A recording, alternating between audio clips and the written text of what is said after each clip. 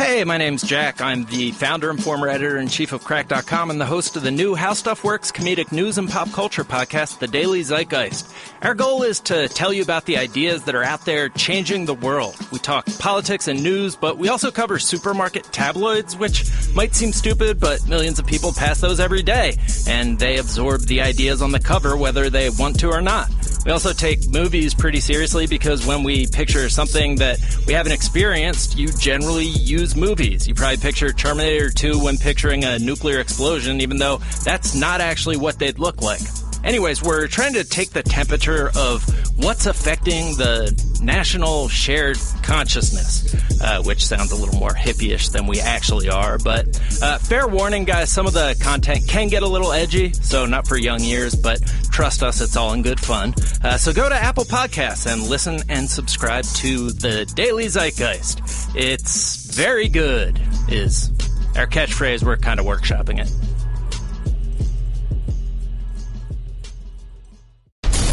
And now, Jalen and Jacoby on ESPN Radio. When I pop the trunk, head to death. Y'all pop the trunk, I pop the hood. Now act stupid, I'll pop the trunk.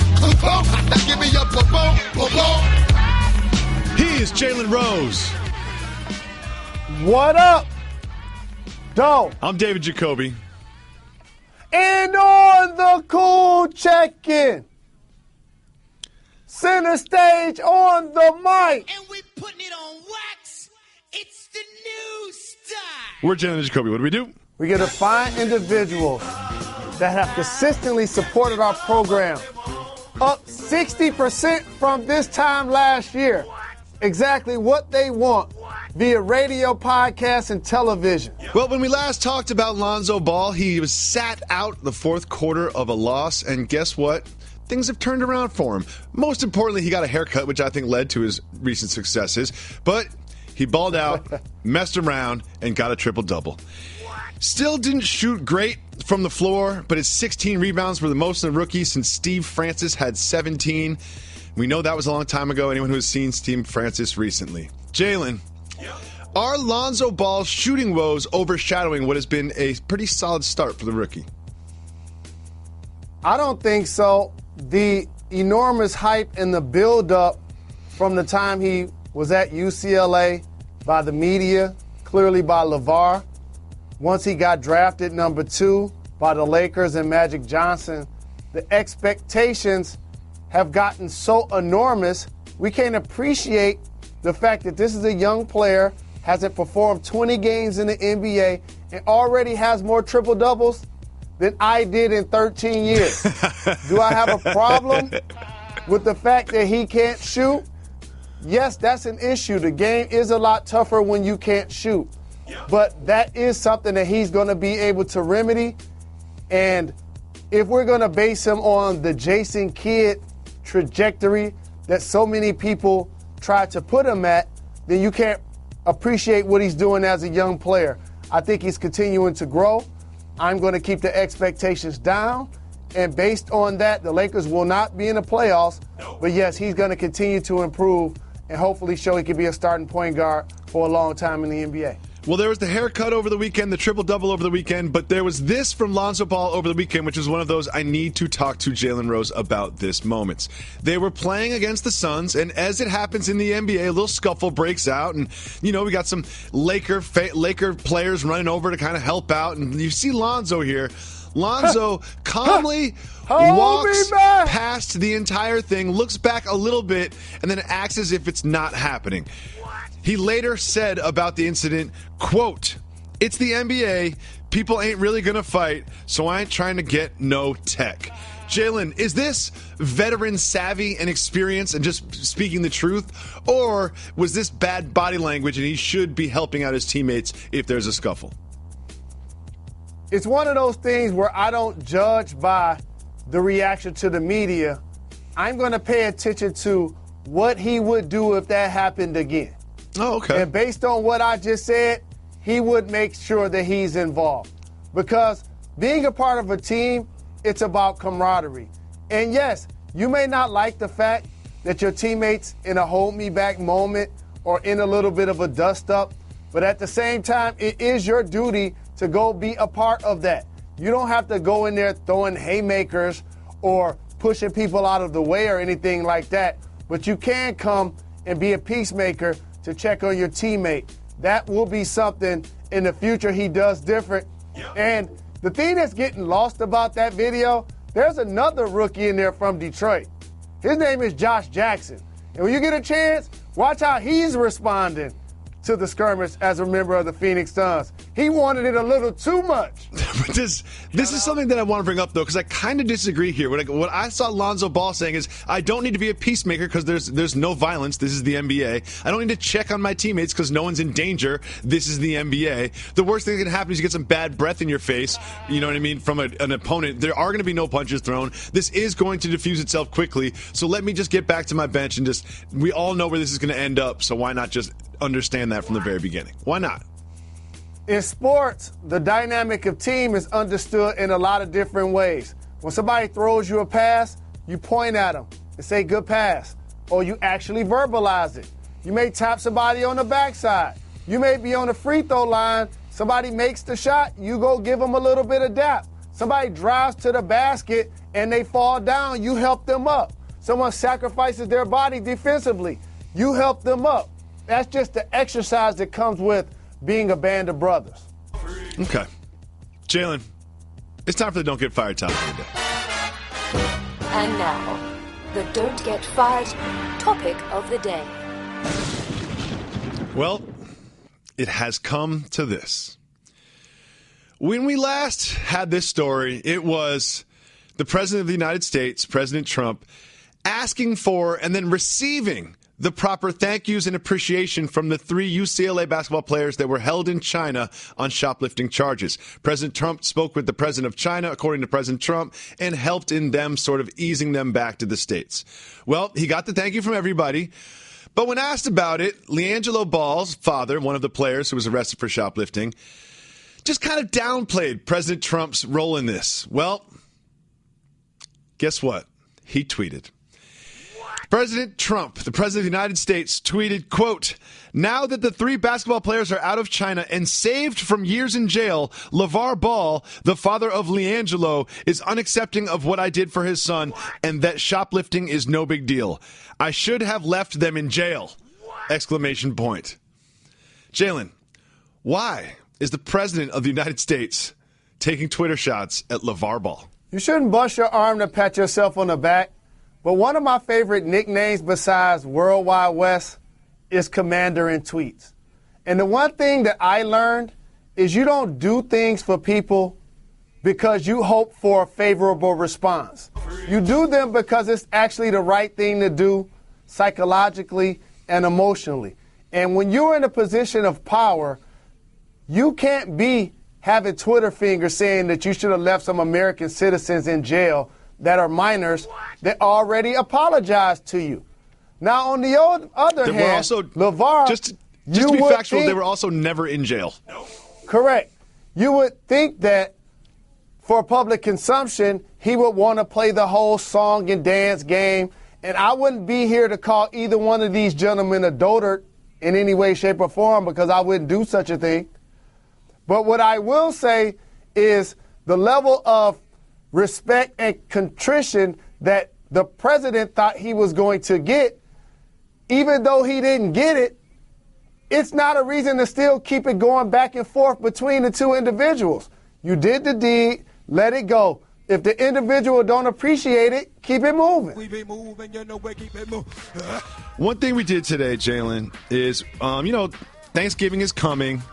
There's going to be a lot of discussion all over the media, not just sports, but everywhere, about what sides are the best and what traditions you should do. And, of course, we'll dabble in a little bit of that here on Jalen and Jacoby as well. But we try to keep it fresh. So what we tried to do is have people pitch us sides that are non-traditional.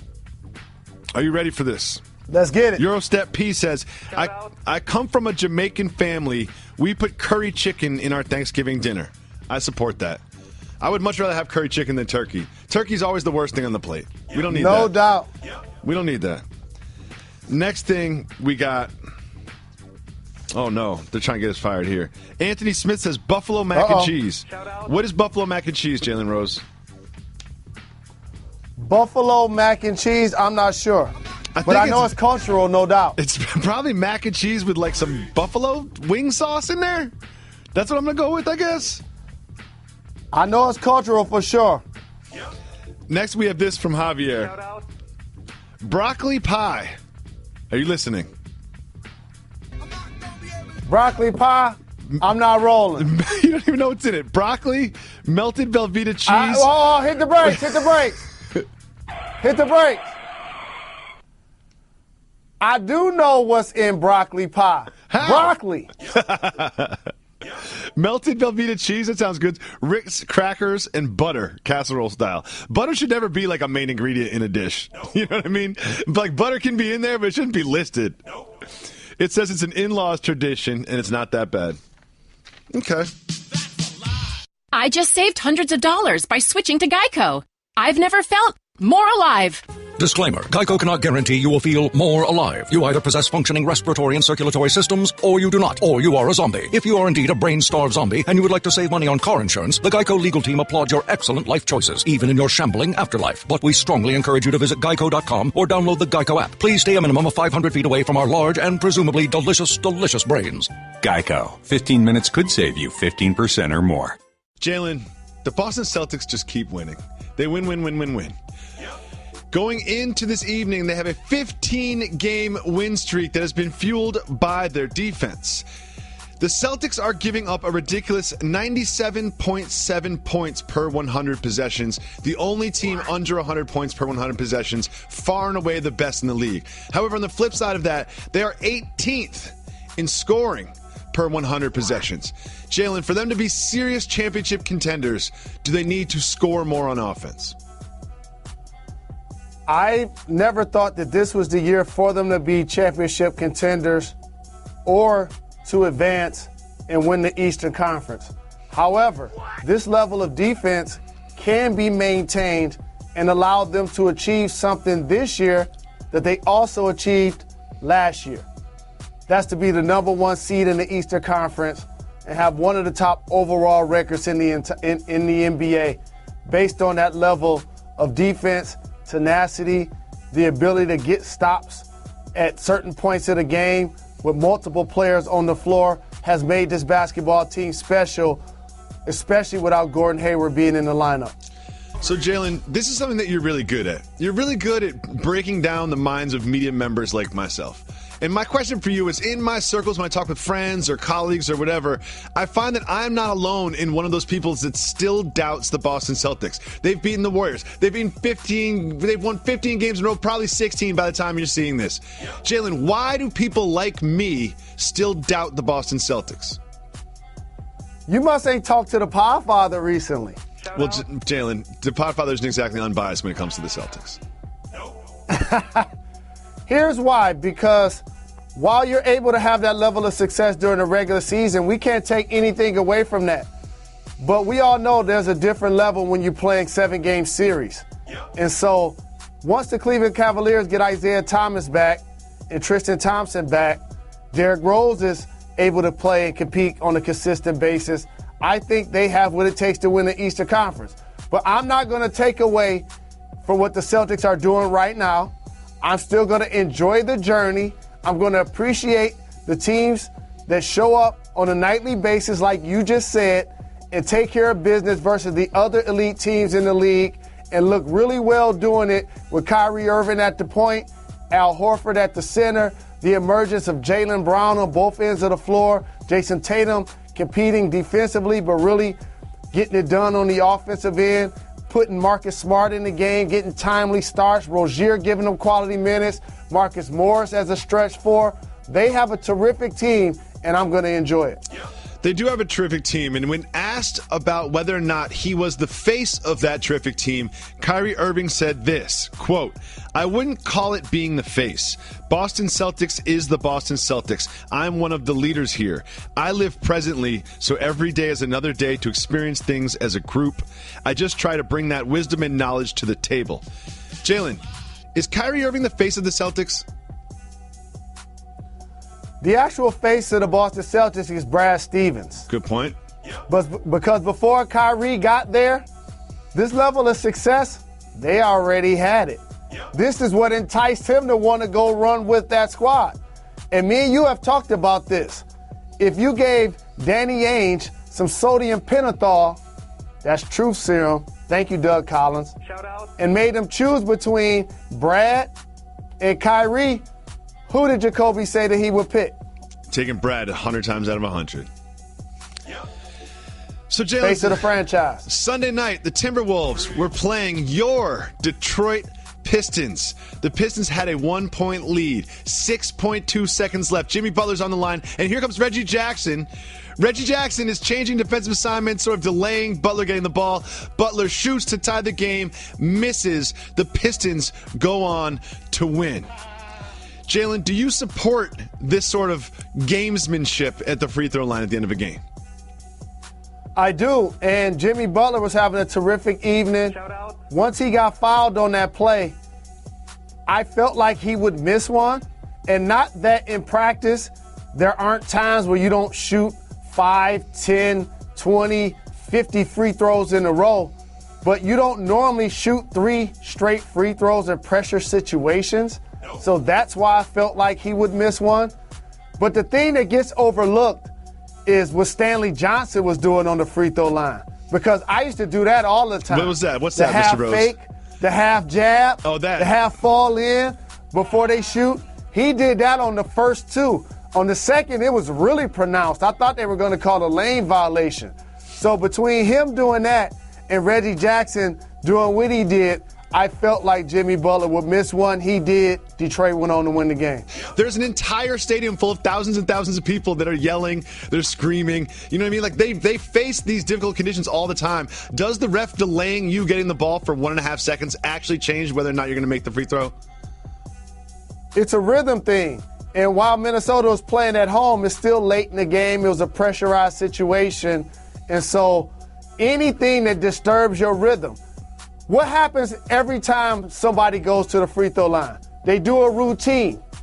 So if you interrupt that routine, you have an opportunity to cause a miss. I think that's fair.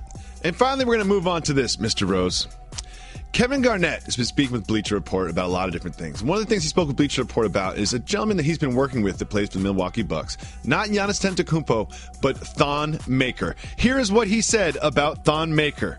Quote, Thon is going to be the MVP of the league one day. Mark it down. He has the bones. He has the appetite to be able to chase something like that. That is a very resounding endorsement from Kevin Garnett. Do you think Thon Maker has what Kevin Garnett thinks he has? There's a level of productivity and resiliency that you have to play at an MVP caliber level. And I'm not going to be the person that says never.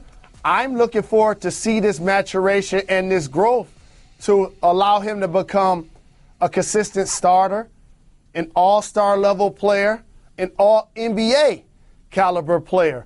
Because on its surface, he has the tools, needs to improve his jump shot, needs to improve his consistency. And I see KG looks himself in the mirror and be like, man, he's built like me.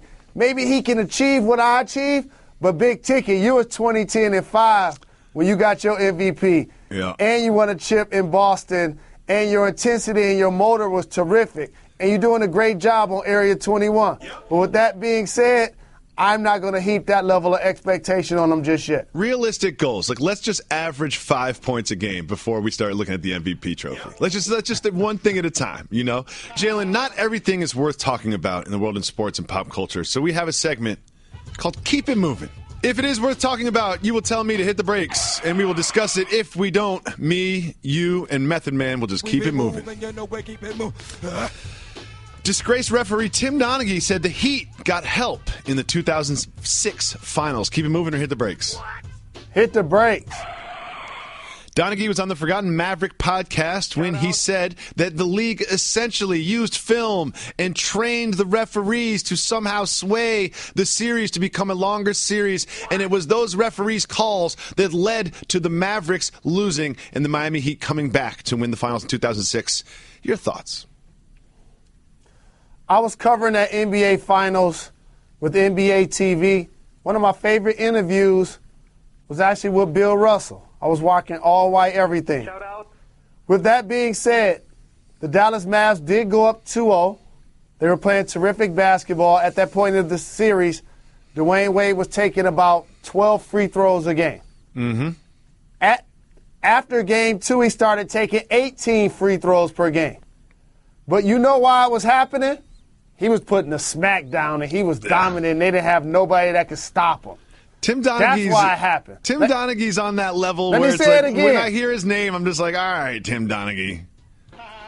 Let me say again why it happened. Because he was dominant, putting a smack down, and they ain't have nobody that could stop him. That's what happened.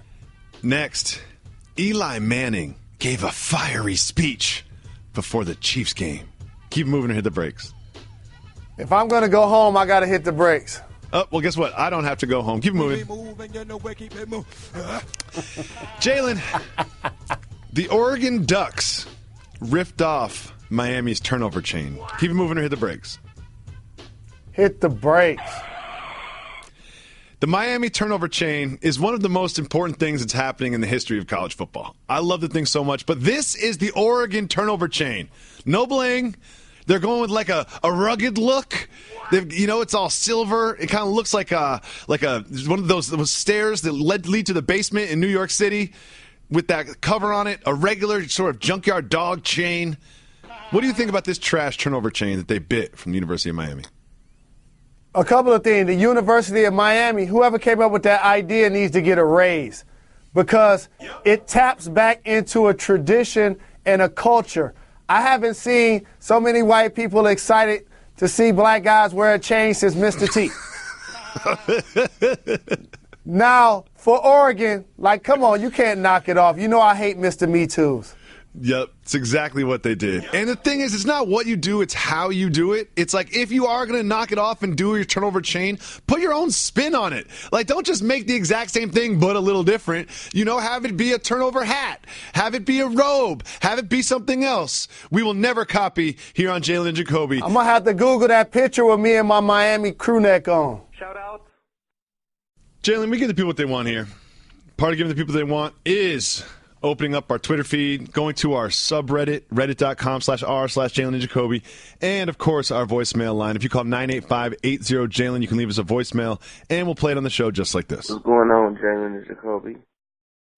Shout out, Reggie. I got a question. Who has a better backcourt?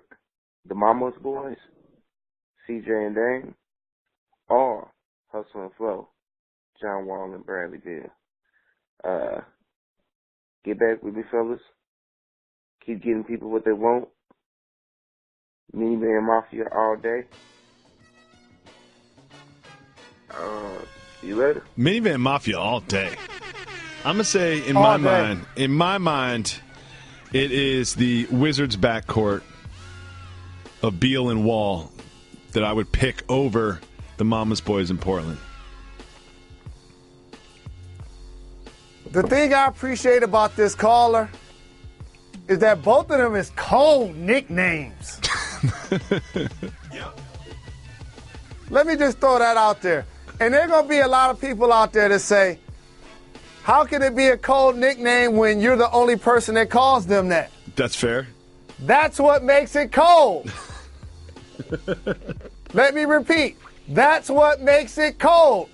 Here's how this industry works. So cold in the D. When people tell a nice joke or have a nice segment, or even when Katie Nolan was on the show, you remember she said a funny joke? Yes. And we both sat back like, man, I wish I would have thought of that. Yes. That's what other people do. So when they see John Wall, down the floor and being hustle, having his flavor, and then they see Bradley Beal going with the flow like a smooth operator in D.C., they like, man, I should have thought of that. Same with Mama's Boys. Both four-year performers, came from small schools, loved their moms so much that they actually live with them while in the NBA. It's a beautiful thing. But if I had to pick, I'm going with the height and the physicality of the squad in Washington, D.C. But if I'm trying to do an album, I'm definitely going with Dame Dollar. If I'm launching a podcast, I'm going with CJ McCollum and Dame. If we're recording an album, definitely going with the Portland Trailblazers. But in terms of stopping the other team's backcourt, I would definitely go with the Eastern Conference's hustle and flow. Don't forget, if you call 985-80-JALEN, you can leave us a voicemail. We'll play it on the show just like this. Hey, what's going on, Jalen and Jacoby? This is Chanel from Buffalo, New York. Shout out, Red. Shout out to the rest of the staff. I had a quick question. I turned on the TV watching the Grizzlies game the other day, and I couldn't help but realize that they got Tyreke Evans on the team. Now, I know he's a solid talent. He's a solid player, but at this point, would you guys say that Tyreke Evans is a keep getting them checks player? Let me know what you guys think. Shout out to the whole staff. Keep getting them checks. Keep giving the people what they want. Interesting question, Mr. Rose. Tyreke Evans, is he keep getting them checks? I have an interesting answer, too. Okay. So, I respectfully say this. Like any nickname, keep getting them checks continues to evolve with meaning. So at first, when Jay-Z called himself that, it meant one thing. And then before you know it, it was Hove. It was so many things that he's been as he continued to reinvent himself. The pillars of keep getting them checks are this, and I'm going to be frank. Either somebody that's getting their bread, and I love it, and I'm not mad at it at all, like Russell Westbrook. Let me tell you what I mean. He just got $200 million from OKC. He got $200 million from Brand Jordan over 10 years in the same summer. James Harden, same thing. So that's one end of the spectrum. The other end of the spectrum, guys that I look around and I'm like, A, they still in the league. B, somebody paying them multiple millions of dollars to play basketball, and I can't fathom why they're doing it because that guy is not a performer. For me, a keep getting them checks person, there's a key stat. It's called minutes per game. You know, so Tyreke Evans is playing 28 minutes a game. So he seems to be earning his check. You know, if you're out there for 28 minutes, Fizdale's not putting him out there if he doesn't think he's going to help. So I'm going to answer your question with that by saying he is not a keep getting him checks player. But I do want to dive into this a little bit, Jalen. Is for me, a keep getting him checks meant someone who is getting paid a lot of money not to do very much playing of basketball. And perhaps because they're a veteran and they don't necessarily need to be in the league anymore. They don't have to be a veteran. They don't have to be a veteran. Anthony Bennett was a keep getting them checks guy when you felt like he was going to stick in Toronto, and I tried to tell you. He still might. He was like, he's going home and everything. I'm like, okay, good luck with that. He still might end up in Toronto. He's going to go vegan. He's going to go vegan because he is. He might be the last stretch mark forward in the league. But Jared Dudley, I got my eye on you. Jared. You're like 2 cheesesteaks away from getting there. But Dudley already put in his work. Let's listen to another voicemail. What up, Jalen and Jacoby? This is Mike from the Bay Area, and I'm sitting here eating my In-N-Out burger. Completely random. But is it a soft move or boss move to talk to your friends, your boys, or another dude on the phone just to chat for like an hour? All right. Appreciate it. Shout out, Reg. Thank you for the call. Appreciate the love. Can I attack this first? Please. You can tell I wanted to. You can tell I wanted to, but please, go ahead, Mr. Rose. Can I get on my Greg Louganis, please? Dive right in. All right, cool. Took me a second to get there. Here's the thing that men have to understand. It's okay to be normal and express your emotions. What ends up happening to guys, we walk around with our face balled up and trying our to be fists cool, so tight and wound up. Trying to be hard. And we're never allowed to express or articulate ourselves what's maybe making us extremely happy or what's deep, dark down inside of our soul that's making us upset or feel pain. Here's a number one lesson that I've never said on wax that this is finally giving me a chance to say. This is one of my isms that I've never said on wax. If you have true friends and you have true family, you have true friends and true family or true confidants, you can't get real advice if you don't tell the truth. Mm-hmm. You know what ends up happening? People tell you part of the story. I'm sick, I'm tired, I'm lonely, this ain't going well, the job ain't going well, the relationship ain't going well, what should I do about my mate? But you ain't telling them what you doing all the way through or what's happening against you all the way through. So based on that, you're telling part of the story and you only get part of the advice, so therefore the situation never gets rectified. So it's not at all a soft move to talk to your people an hour on the telephone. Couple things.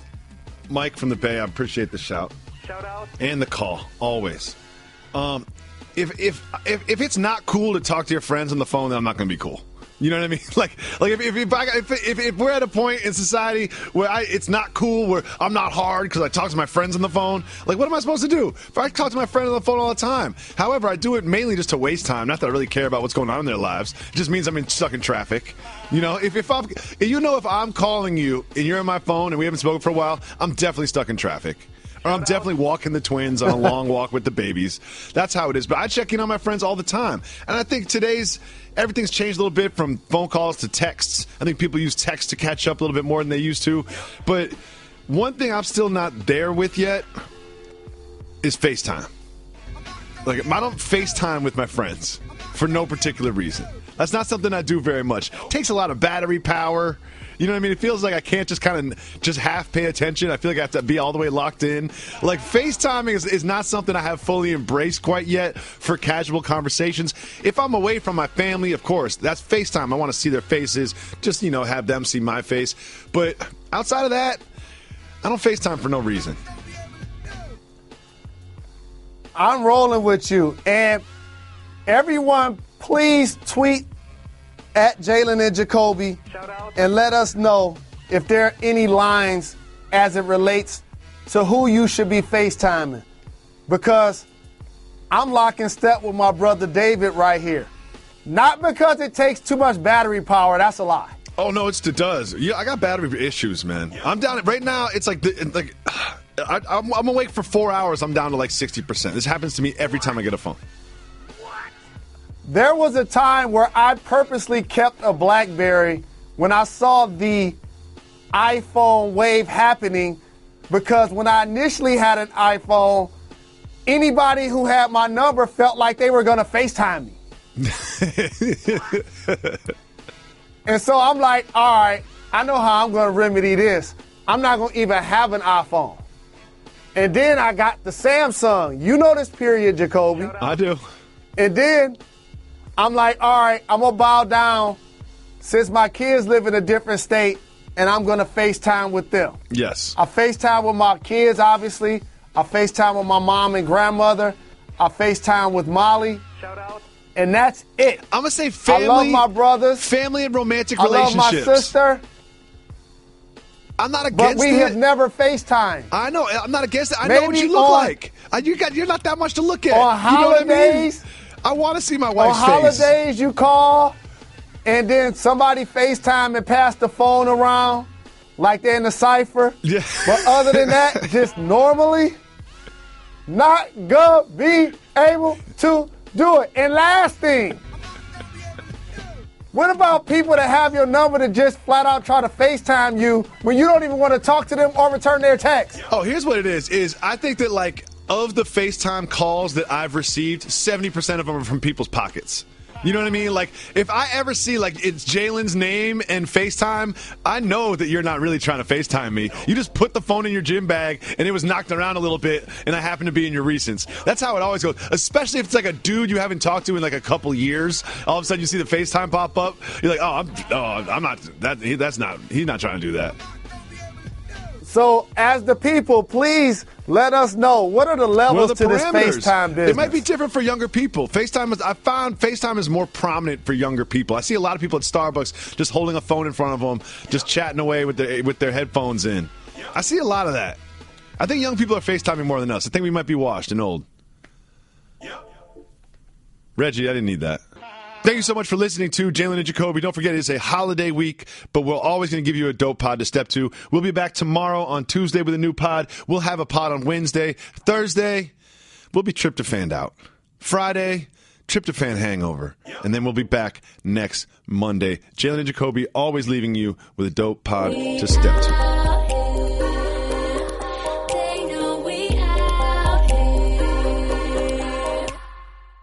I just saved hundreds of dollars by switching to Geico. I'm so happy, I feel like I can fly. Disclaimer, you will not be able to fly by switching to Geico. This is against the laws of physics and nature. If you find yourself flying, please seek professional and or medical help immediately. In the unlikely event you find yourself flying, you might be a superhero, or a pigeon, or a superhero named Pidgewoman, who was bitten by a radioactive pigeon. If you are indeed Pidgewoman, Geico retains all licensing publishing rights in the event Pidgewoman the movie becomes a top-grossing Hollywood blockbuster. Geico. 15 minutes could save